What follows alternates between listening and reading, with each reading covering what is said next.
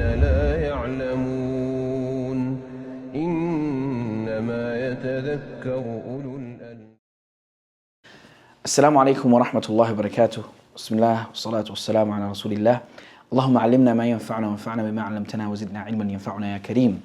Inshallah ta'ala, in this short video, I would like to talk about two topics that are very important. The first one being how to read a book and some of the essential skills that you need as a student of knowledge, as a talib al-ilm, to read books. Some of the brothers asked to make a specific podcast episode about something like this, but I felt the urge to make a short video, inshallah ta'ala, to talk about how to read a book.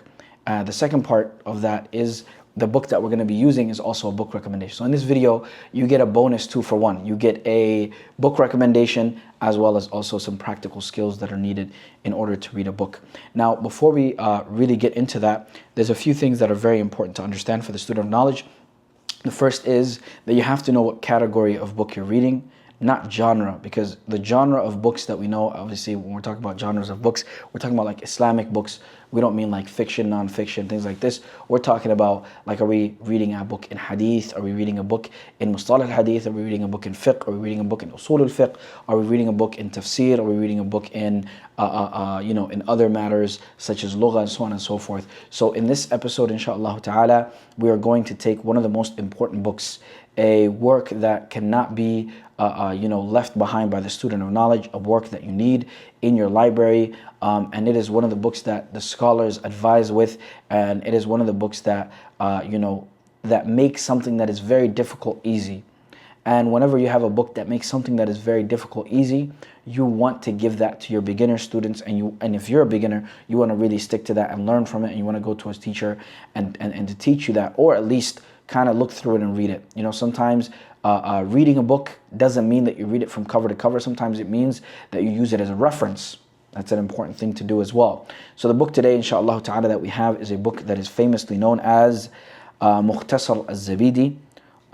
It's the official name that the author gave it is التجريد الصريح لأحاديث الجامع الصحيح, and it is also known as Mukhtasar Sahih al-Bukhari or Mukhtasar al-Zabidi. This book is a shortened and condensed and abridged version of Sahih al-Bukhari. As you can see, I have this older print from Dar al-Minhaj, and this book is written by the great scholar al-Hafiz, al-Mutqin, al-Mutafannin, the guy he was a sha'ir, he was a muhaddith, he was a hafiz. His name is Zainuddin Ahmad ibn Abdul Latif al-Sharji al-Zabidi, and he was one of the great scholars of the 9th century of Islamic history, and he did this ikhtisar of Sahih al-Bukhari. But before we get into this book and talk about some of the miyazat, some of the beautiful things about it, let's talk about the concept of ikhtisar and talk about what it means to do ikhtisar of a book. What does it mean to do an abridgement of a book? An abridgement of a book is when you take a famous work that is huge, multi-volume book, such as Bukhari, and you go through it and you condense it. And the reasons for condensing the book are many. Some scholars, they do an ikhtisar of a book in order to get to the point, because the scholar who wrote the book may not have gotten to the point of his book, which is really interesting to say. Like, who knows, a book better than its own author?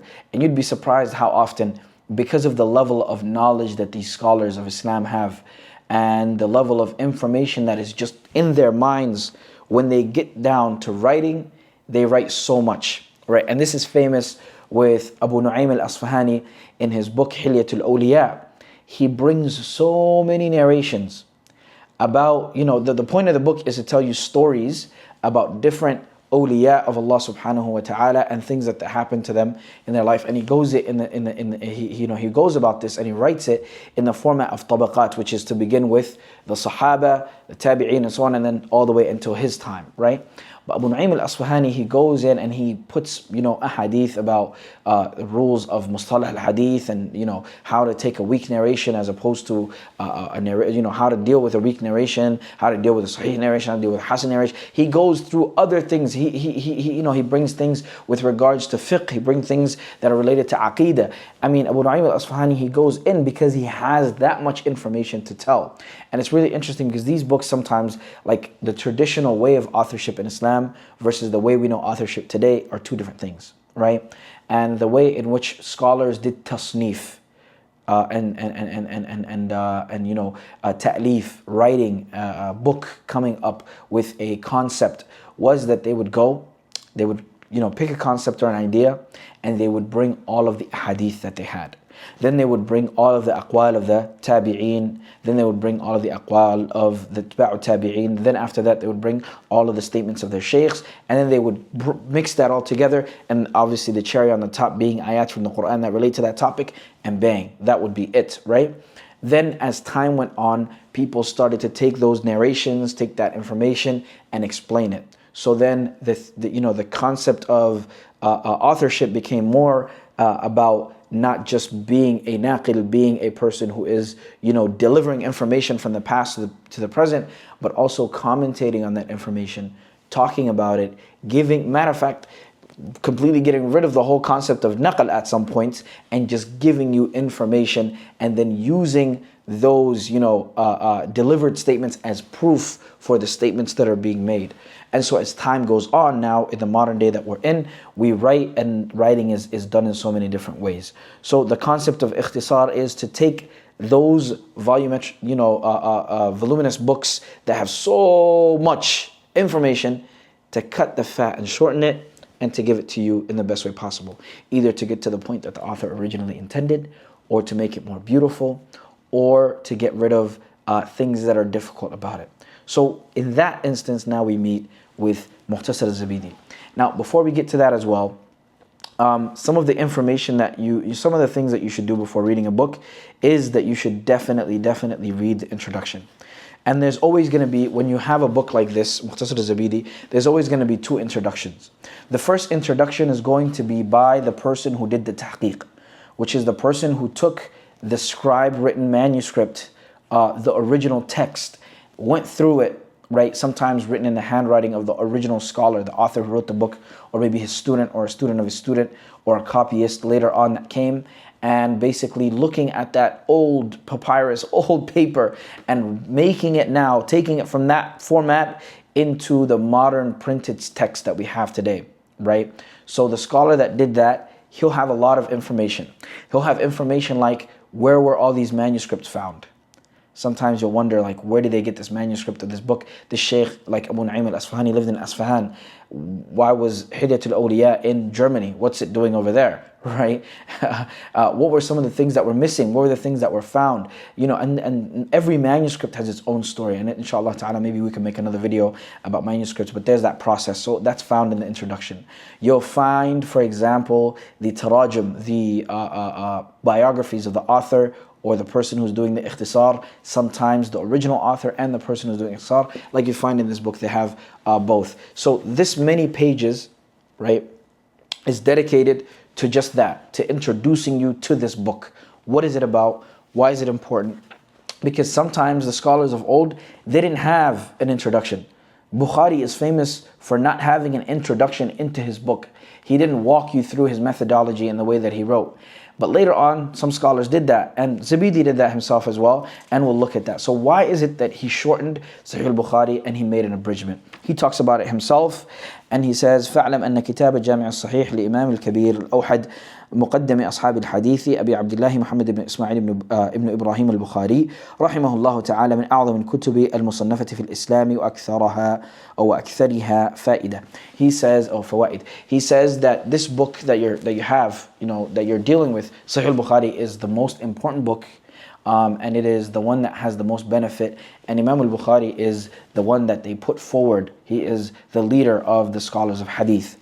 But he mentions although that this book is great, he says, إلا أن الأحاديث المتكررة فيه متفرقة في الأبواب وإذا أراد الإنسان أن ينظر الحديث في أي باب لا يكاد يهتدي إليه إلا بعد جهد وطول فتش.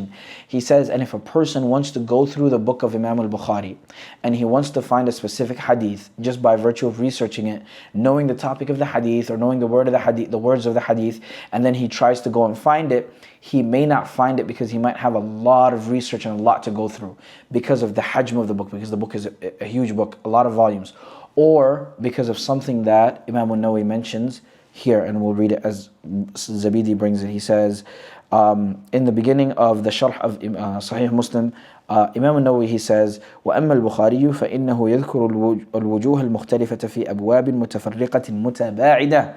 He says that Bukhari's book, here's the problem with Bukhari's book. Now here's the thing, right? How can we say that there's a problem with Bukhari's book when a scholar who is later, a latter-day scholar comes and says that he wants to fix something about Bukhari's book? Is that allowed? The thing is, as a student of knowledge, is a rule of thumb that I'm going to give you, and inshallah ta'ala, you use this for life, that there is no personality worship in academics. There is no person that is above reproach except for the Prophet ﷺ. Every single person that came, we take from them and we reject from them and we accept what they did that was good, and whatever bad that they didn't do, we put it under the microscope and scrutiny, and that's life. The reason why that is because when you are doing an endeavor of ilm, this is different. If you're a layman or if you're a person who prefers to just blind follow, that's you, right? But what we're talking about is you want to get to the bottom of knowledge and you want to be academic, you want to be right, and you want to get down to what it's about. You have to understand that there's a plus and a minus, a pro and a con. And here, the Shaykh, he says, Bukhari, he gives all the props and all the respect to Bukhari, but he says one of the problems with his book is, Nawawi also agrees with him, Zabidi says it, is that Bukhari's book, for some people, can be a bit confusing. Because sometimes he'll bring a hadith in a portion here, and then he'll mention it later on in another chapter. Now, is that Bukhari's fault? No, that's actually one of the bright spots about Bukhari. That's one of the beautiful things about Bukhari, because the scholars, they say, in order to know the fiqh of Bukhari, you have to look at the chapters and the chapter headings and where he places his ahadith. Bukhari was intentional. He prayed istikhara before placing his hadiths. But that doesn't mean that it may not benefit some people. That's the point. You have to be balanced in life, right? So Bukhari, rahimahullah ta'ala, وَرَضِيَ عَنْهُ, Bukhari's book, right, it has this problem, and Zabidi sets out to fix it. But Nawawi comments and he says, one of the problems, continuing with Bukhari, he says, فَيَصْعُبُ عَلَى الطَّالِبِ جَمْعَ طُرُقِهِ وَحُصُولِ الثِّقَةِ بِجَمِيعِ مَا ذَكَرَهُ مِنْ طُرُقِ الْحَدِيثِ. قال وقد رأيت جماعة. He also said, now Imam Nawawi is saying, وقد رأيت جماعة من الحفاظ من حفاظ المتأخرين غلطوا في مثل هذا فنفوا روايات البخاري أحاديث هي موجودة في صحيحه. الله أكبر. He says, because of that hardness of researching and finding the hadith, because Bukhari doesn't place the hadith the first place that you think it's going to be, right? So a hadith on the ruling of wearing shoes, wearing your shoes in a graveyard, right?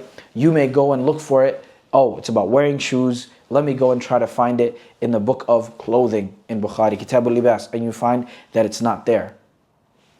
Okay, well, what's the next thing?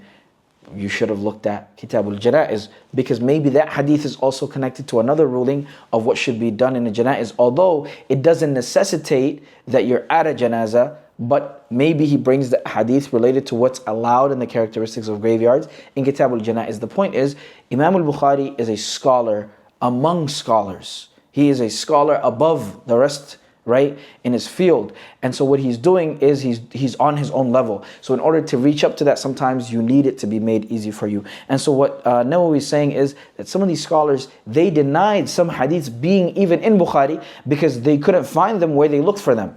And that's a problem. That goes to show you that this could be difficult. And he doesn't say that these are laymen that are doing this. He says that these are huffaz. These are people that have memorized a hadith. They have reached a level of being considered scholars of hadith, and they made that mistake. So now lead us to mention a person like us. So Zabidi, he continues, he says, فَلَمَّا كَانَ كَذَلِكَ, since it's like that, أحببت أن أجرد أحاديثه من غير تكرار. He says, I thought and I saw fit that we should shorten those hadiths without repetition. وجعلناها, he says, وجعلناها محذوفة الأسانيد ليقرب انتوال الحديث من غير تعب. He says, and we got rid of the chains of narrators so it could be easier to read. This is all from the muqaddimah, which is another point very important for the student of knowledge when you're reading a book.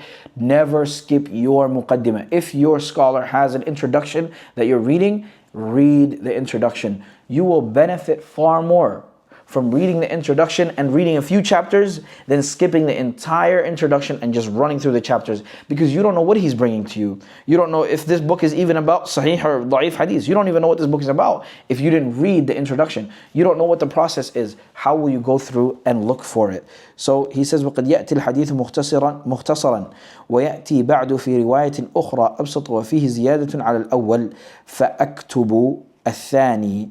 وhe says, وَأَتْرُكُ الْأَوَّلَ لِزِيَادَةِ الْفَوَائِدِ وَإِن بَعُدَ. He says, and since Bukhari sometimes will bring a hadith in the first chapter or the first time he mentions it, it's short.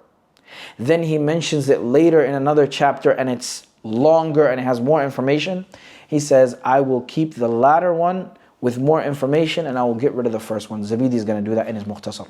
The point is, Zabidi set out, rahimahullah ta'ala, Imam Zabidi, he set out to make beautiful and to deal with one existing problem regarding the book of Bukhari. Now, is this Mukhtasar enough for you that if you read it, you will never need Bukhari again?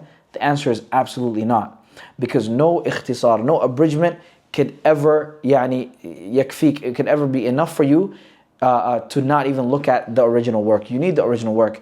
But I recommend all students of knowledge, especially those that are beginners, to go through something like this, especially with a shaykh and a scholar, to teach you the hadiths, obviously, if you want to learn. But if you just want to read some of those hadiths of Bukhari, you go through and you read a book like this and you'll benefit a lot from just the sana'ah, just the good work that went into this book. هذا وصلى الله وسلم على نبينا محمد. والسلام عليكم ورحمة الله وبركاته.